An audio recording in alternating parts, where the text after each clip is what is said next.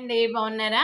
మరి నేను కూడా బాగున్నాను. మీరందరూ బాగుండాలి. మనం కూడా అందరం కలిసి మరి యొక్క ఆహ్, వచ్చే దసరా పండుగను మరి 2వ తారీఖు నాడు ఘనంగా మనం జరుపుకోవాలి. మనందరూ బాగుండాలి. సుఖశాంతులతోటి పండుగ జరుపుకోవాలి. ముఖ్యంగా అండి పండుగ అంటే మరి ఆనాడు, ఈనాడు విషయాలు కదా! మన ఈ సమాజము నాడు, నేడు అనే ప్రోగ్రాం కదండీ మనది. కాబట్టి ఈ ప్రోగ్రాం లోపల ఇవాళటి టైటిల్ ఏంటంటే ఆ రోజుల్లో దసరా పండుగ ఎలా జరుపుకునేవారు? ఇప్పుడు ఎలా జరుపుకుంటున్నారు? దానివల్ల అప్పుడు, ఇప్పుడు ఉన్న తేడా లేకపోతే ప్రయోజనము లేకపోతే అడ్వాంటేజ్ గాని, డిసడ్వాంటేజ్ గాని ప్రతి దానికి ఉంటది. కాబట్టి ఈ అడ్వాంటేజ్ ఏంటి? డిసడ్వాంటేజ్ ఏంటనేది చూద్దాం.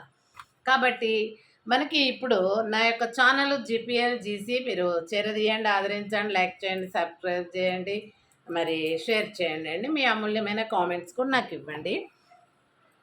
మెయిన్ ఇప్పుడు ఒక చిన్న స్టోరీ మనకు తెలుసు. రామాయణము, మహాభారతం ఇవన్నీ కూడా పురాణాలనే మనం నమ్ముకొని పురాణాలకు సంబంధించినటువంటి అందులో ఉన్న మెయిన్ ఎవరైతే పాత్రలు ఉంటాయో, ఇప్పుడు రామాయణం అంటే శ్రీరాముడు హీరో, సీతాదేవి హీరోయిన్ కదా.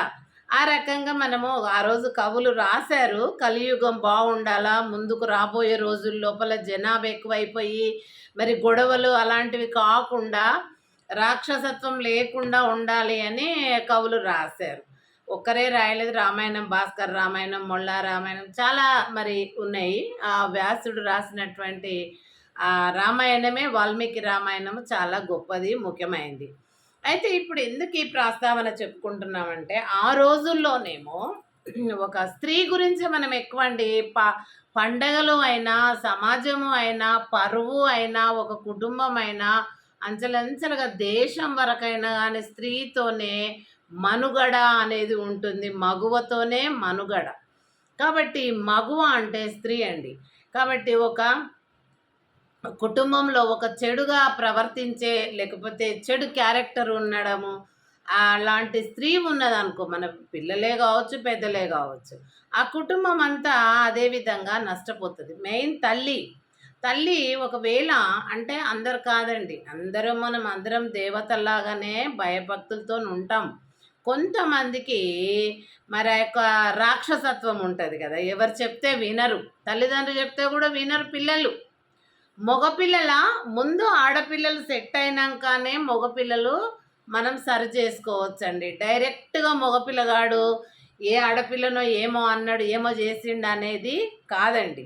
ఎందుకంటే ఈ పిల్లలు 10th వరకు బాగానే ఉంటున్నారు. 10th అయిపోయినాక మా చేతులకెంచి వెళ్ళినాక వారు కళాశాల త్రోవ పట్టినప్పుడు ఆ త్రోవ మొత్తము పాడు చేసుకుంటున్నారు.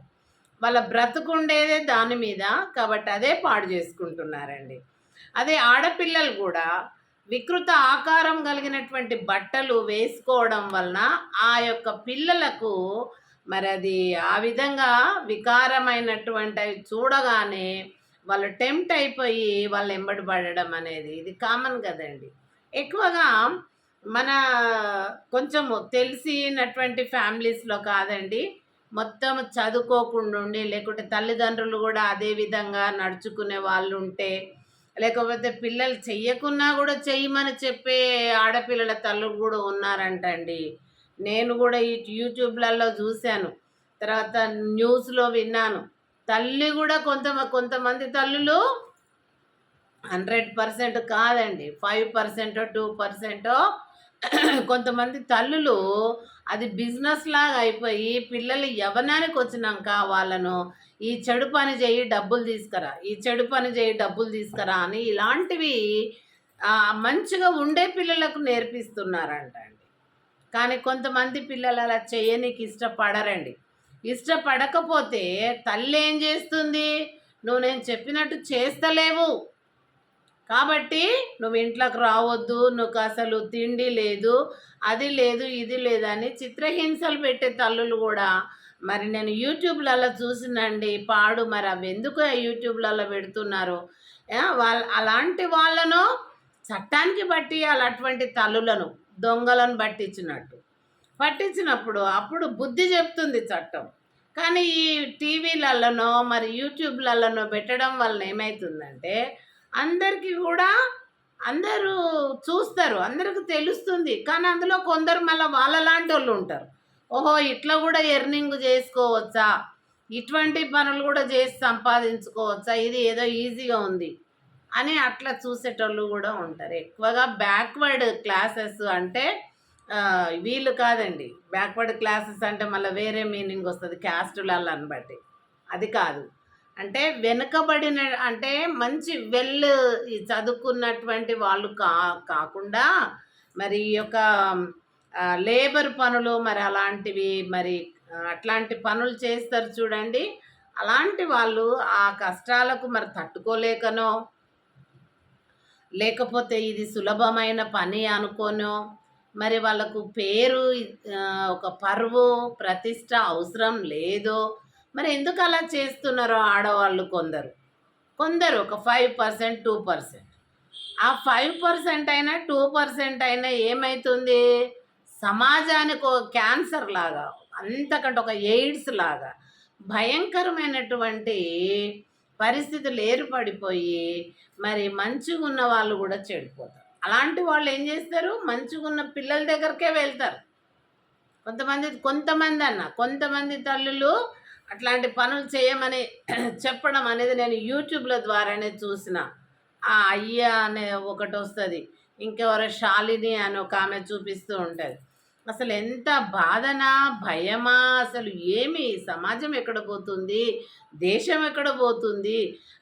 ప్రజ చట్టాలేమో మన పరిపాలకులకు భయపడతారు, వాళ్ళు ఎట్ట చెప్తే అట్లేంటారు. పరిపాలకులేమో ఓట్లు, సీట్లు, పదవులు, ఇంకేడన్నా ఆస్తులు మిగలబడి ఉన్నాయా, మెయిన్ భూములు ఎక్కడ గైరాన్ భూములు ఉన్నాయో, ఎక్కడ గవర్నమెంట్ భూములు ఉన్నాయో మా పీరియడ్లో మేము మింగేద్దాం, ఆక్యుపై చేద్దామని మల్లారెడ్డి గురించి న్యూస్లో చూపిస్తూ ఉంటారు కదండి. బీఆర్ఎస్లో ఉన్న మల్లారెడ్డి గురించి చెప్తూ ఉంటారు. మరి ఆ రకంగా ఆయన ఒక్కనే చెప్తున్నారు, కానీ మిగిలిన వాళ్ళు ఏం మంచోళ్ళ, వాళ్ళు కూడా అదే చేస్తారు కదా, ఎవరికి ఎక్కడ దొరికితే అక్కడ అన్నమాట. కాబట్టి మన పాలకులు ఇట్లా పాడయ్యారు. మన ఇక బతకలేని పరిస్థితిలో ఉన్నటువంటి ఆడవాళ్ళు వాళ్ళ పిల్లలను ఈ రకంగా తయారు చేసి సమాజంలో వదిలిపెడుతున్నారు. వాళ్ళు శూర్పణఖలాగా పిచ్చి డ్రెస్సులు వేసుకొని తయారయ్యి ఆటోలు నడిపే మగపిల్లల కాడికెళ్ళి అందరినీ పాడు చేస్తున్నారు. కొంచెం బుద్ధిగా ఉన్న పిల్లలు అలా చేయకూడదు అంటే కూడా ఇవి వేషాలు వేసుకొని చేస్తారు. మరి మనం రామాయణం తెలుసు కదండి, రావణాసురుని చెల్లెలు పోయి లక్ష్మణుని దగ్గర అంటే నువ్వు ఈ రకంగా చెయ్యి, అంత లోపల నేను భిక్షాటనకు వెళ్ళి ఆమెను తెచ్చుకుంటా అని. అలా మంచిగా ఎక్కడ ఉంటారో ఆడవాళ్ళు, వాళ్ళ కుటుంబము వాళ్ళ వంశాన్ని చెడగొట్టడానికి దుర్మార్గులైన రాక్షసులు ఆ విధంగా చేస్తారు. మరి ఆనాడు దేవత సత్యయుగంలోనే అట్లున్నదంటే త్రేతాయుగంలో, మరి ఇప్పుడు ఈ దుర్భరమైనటువంటి ఈ సమాజంలో ఎట్లుంటారో మీరు ఆలోచించండి. అప్పుడు 100కో 100కో ఒక్కడు ఉంటే మనం రావణాసురుడని, జలంధరుడని ఇట్లా చెప్పుకుంటున్నాం, మహిషాసురుడని, నరకాసురుడని చెప్పుకుంటున్నాం. కానీ మరి ఇప్పుడు లెక్కకు వచ్చేటంత ఉన్నారా? లెక్కకు మించి ఉన్నారండి, మనం లెక్క పెట్టలేం. ప్రతి 2-3 ఇండ్లకు ఒకరు, ప్రతి 2-3 ఇండ్లకు ఒకరు. అలా మగపిల్లలు ఉన్నారంటే వాళ్ళు చదవకుండా ఏమైనా ఒక ఆటో తీసుకొని గవర్నమెంట్ లోన్ ఇస్తే దాన్ని తీసుకొని నోట్లో అవేంటివో ఏమేస్తారో అవి గుట్టకాలు వేసుకొని పాన్ పరాగులు తినుకుంటా రోడ్ల మీద అంతా ఉమ్మేసుకుంటూ వికారంగా చేసుకుంటూ ఆడపిల్లల్ని ఎక్కించుకొని కాలేజీ పిల్లల్ని వాళ్ళ ముందల పిచ్చి పాటలు, సినిమాలు ఒక దరిద్రం. అప్పట్లాగా నాగేశ్వరరావు, ఎన్టీ రామారావు లాగా ఉన్నప్పుడు ఉన్న పౌరాణికమైనవి లేవు. అంత పచ్చి విదేశ వస్త్రాలను వేసుకొని స్లీవ్లెస్లు, ఫ్రాకులు, మొత్తమే ఇక మొత్తము ఆ ఐటమ్ డాన్సర్స్ అయితే ఇక మొత్తం ఉట్టిగానే ఉంటుంది ఆమె. అట్లాంటివి చేసి సమాజానికి చూపించినప్పుడు ఆ పిల్లలు ఆటో నడుపుతున్నారు, ఇంట్లో ఇవ్వకుండా పైసలు పెట్టి వచ్చే ఆడపిల్లలకి ఇవ్వడము, వాళ్ళని తోలుకొని ఆ సినిమాలకు పోవడం. ఆ సినిమాలు తీసేవాడు కూడా వీళ్ళతోనే బ్రతుకుతున్నాడు. కాబట్టి ఇప్పుడు ఇక్కడ వ్యభిచారం చేసేటోళ్ళు ఏం చేస్తున్నారు, ఆ ఆటోలు నడిపేటోళ్ళు ఆ వ్యభిచారం చేస్తున్న ఆడవాళ్ళని ఎంట వేసుకొని సినిమాలకు పోతుంది. సినిమా టికెట్లు సేల్ అవుతున్నాయి. ఆ సినిమా తీసిన ప్రొడ్యూసర్ వాళ్ళు వీళ్ళు గెట్ ఆన్ అవుతున్నారు, కానీ వాళ్ళ చెడు పేరు వస్తలేదు. కానీ వాళ్ళు అలాంటి సినిమాలు ఆ యొక్క విదేశ వస్త్రాలతోని ఆ ఐటమ్ డాన్సర్ వేసుకునే ఆ దుస్తులతోని ఆ పిచ్చి మీనింగ్ ఉండే అర్థాలు ఉన్నటువంటి ఆ పాటలతోని సినిమాలు తీయకుండా ఉంటే ఈనాడు సమాజం మంచిగా ఉండేది. అదొక పెద్ద రోగము. అన్ని రోగాల కంటే పెద్ద రోగం ఆ సినిమా వాళ్ళే వస్తుంది. మళ్ళీ వాళ్ళు బాగానే ఉంటున్నారు, సినిమా యాక్టర్లు బాగానే ఉంటున్నారు, యాక్షన్ చేసిన వాళ్ళంతా బాగానే ఉంటున్నారు, కోట్లు కోట్లు మిలియన్స్ బిలియన్స్ ట్రిలియన్స్ అన్ని సంపాదిస్తారు. అక్కడ మరి తెలంగాణలో ఆంధ్రాలో అన్ని కొనేసి ఇది నాదే అది నాదే మొత్తం నాదే అనేసి పెట్టేసుకుంటున్నారు. మరి ఈ బీదోడు ఆటో నడుపుకున్నాడు, ఆడదాన్ని తీసుకొని సినిమాకి పోయాడు. ఆ సినిమాలో పిచ్చి పిచ్చి ఉన్నాయనే కదా, అవి చూసి ఆడదాంతో ఎంజాయ్ చేయడానికే కదా. కాబట్టి సమాజమా మేల్కోనండి. ప్రతి ఇంట్లో ఆడపిల్లలు ఉంటారు, ప్రతి ఇంట్లో భార్యలు ఉంటారు, ప్రతి ఇంట్లో తల్లులు ఉంటారు, తోబుట్టువులు ఉంటారు ఆడవాళ్ళు. కాబట్టి మన కుటుంబాలను మనం ఫిల్టర్ చేసుకోవాలండి. మనము ఇప్పుడు ఒక బస్తీలో మనం మంచి కుటుంబం ఉందనుకో, మనల్ని చూసి రేపు ఆ చెడిపోయిన ఫ్యామిలీ కూడా బాగుపడుతుంది. ఆ ఫ్యామిలీ బాగుపడితే ఇంకోటి ఇంకోటి ఇంకోటి అట్లా సమాజం అంతా కూడా వడబట్టి ఫిల్టర్ అయిపోతుందండి. కొంచెం టైం పట్టవచ్చు, ఎందుకంటే మొత్తం ఇది పాడైపోయింది. మొత్తం పాడైపోయిన దాన్ని బాగు చేయాలంటే మరి చాలా టైం పడుతుంది కదా. అందుకే మరి ఆ రకంగా చెడిపోయిన దాన్ని బాగు చేయడానికి మనమే ముందుకు రావాలండి.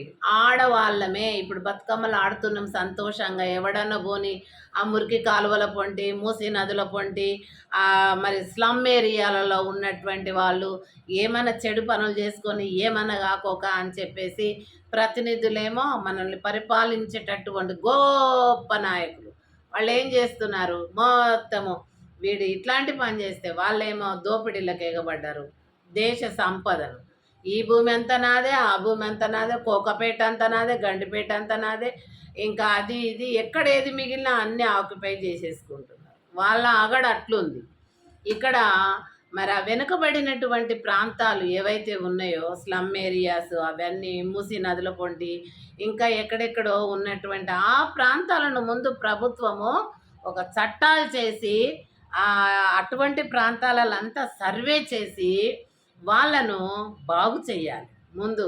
ఇప్పుడు వినాయకులను వేసినటువంటి హుస్సేన్ సాగర్ను కోట్లు పెట్టి ఆ బురదంతా తీపిచ్చి అది ఒక అవేంటివి సీకులు అవి వినాయకుని అవన్నీ తీపిస్తారు, శుద్ధి చేస్తారు కోట్లు పెట్టి. మరి అదే ఇక్కడ ఈ స్లమ్ ఏరియాలలో ఉన్నటువంటి వాళ్ళు ఈ రకంగా మరి గవర్నమెంట్ కట్టించినటువంటి ఆ యొక్క ఇండ్లు లేని వాళ్ళకు కట్టించిన ఇండ్లు లేకపోతే కట్టిస్తాన్లు ఉంటున్నారు, కానీ వాళ్ళు చేసే పనులు పిచ్చిగానే ఉంటున్నాయి. అది సర్వే చేయండి, ఒక్క దృష్టి వాళ్ళటి మీద పెట్టండి. పెడితే అటువంటి స్లమ్ ఏరియాస్ అన్నీ మీరు కట్టించిన బిల్డింగ్లలో ఉండేటటువంటి వాళ్ళు కూడా కొందరు ఉంటారు, చెడ్డవాళ్ళు, మంచోళ్ళు కూడా ఉంటారు. చెడ్డవాళ్ళ దగ్గరికి వెళ్ళి మంచి వాళ్ళకి చెడిపోతుంది పేరు. ఫలాని బస్తే అంటే వచ్చి ఆ బస్తే అంటారు, పిల్లని తెచ్చుకోరు, పిల్లని ఇయ్యరు. మరి అలాంటివి ఎందుకండి? అందుకని ముందు ఎక్కడ పోయి స్త్రీ బాగుపడాలి. ఒక కుటుంబంలో స్త్రీ బాగుందంటే ఆ కుటుంబం అంతా బాగున్నట్టు. అట్లనే ప్రతి కుటుంబంలో కూడా స్త్రీలందరూ కూడా వారి వారి కుటుంబాలను వారి వారి పిల్లలను సరి అయిన నడవడిలో మంచి దుస్తులు నిండుగా ట్రెడిషనల్ దుస్తులు మనం చిన్నప్పుడు వేసుకున్నట్టు వేసుకుంటే, ఇప్పుడు బతుకమ్మలప్పుడు మీరు ఆడుతున్నారు చూడు పట్టు వస్త్రాలు మంచిగా చీర బ్లౌజు, అట్లా మీ పిల్లలకు కూడా చేయండి. అది బయటికి వెళ్ళేటప్పుడు వెస్ట్రన్ డ్రెస్సెస్ వెయ్యనీయకుండా మన దుస్తులు వేసుకొని అట్లా చేస్తే ఆడపిల్ల ఆకారము దుర్మార్గులకు కనబడకుండా ఉంటుంది. అదొకటి. ఇంకొకటి ఏంటంటే తల్లి ఆ యొక్క కుటుంబం సభ్యులు ఆడపిల్లలు ఎంతమంది ఉన్నా మగపిల్లలు ఎంతమంది ఉన్నా వారిపైన ఒక దృష్టి పెట్టి ఒక కన్ను పెట్టి వాళ్ళు వేసే అడుగు ఎట్లుంది, తప్పటడుగు వేస్తున్నారా సరి అయిన అడుగు వేస్తున్నారని గమనించాల్సిన బాధ్యత తల్లిదండి. ఎందుకంటే తల్లి పట్టించుకోకపోతే ఆ ఇల్లంతా పాడవుతుంది. ఇల్లు పాడైందంటే ఆ ఇల్లు సమాజాన్ని అంతా పాడు చేస్తుంది. సమాజం అంతా పాడు చేస్తే ఇప్పుడు మనం ఆడి పాడి మంచిగున్న మన కుటుంబాలకు కూడా పలాని దేశం ఇట్లా, పలాని ప్రాంతం ఇట్లా, పలాని సిటీ ఇట్లా, పలాని రాష్ట్రం ఇట్లా అనే పేరు ఉంటుంది కదండి. కాబట్టి దయచేసి స్త్రీలారా, నేను కూడా మీలో ఒకదాన్ని, కాబట్టి మీరు ఆ విధంగా పిల్లలను మంచి నడవడితో మంచి దుస్తులు ధరింపచేసి వారికి మంచి జ్ఞానాన్ని ఉపదేశించి అప్పుడు గురువుల చేతికి అప్పగించండి. గురువులు చేసేది వారు వింటున్నారా లేదా కూడా వెనక నుండి మీరు గమనించినట్టయితే మరి అన్నీ కూడా సమాజపరంగా దేశపరంగా మంచి స్థాయిలో దేశం ఉంటుంది, మన కుటుంబం ఉంటుంది, మంచి పేరుతో మనం బ్రతకగలుగుతామండి. సరేనండి. Thank you. Thank you.